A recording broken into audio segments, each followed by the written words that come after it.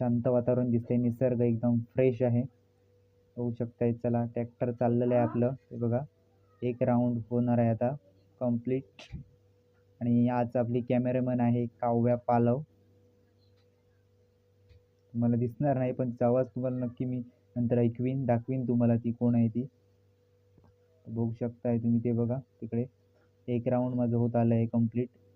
हे बघा, अत्यंत खूप चांगलं उपयुक्त हे ट्रॅक्टर आहे. 7चं ट्रॅक्टर आहे.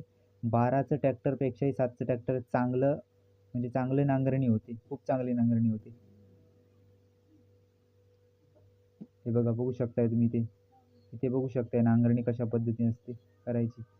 ती त्याची चाकं आहेत. ती चाकं काढायची आणि पुढची चाकं लावायची.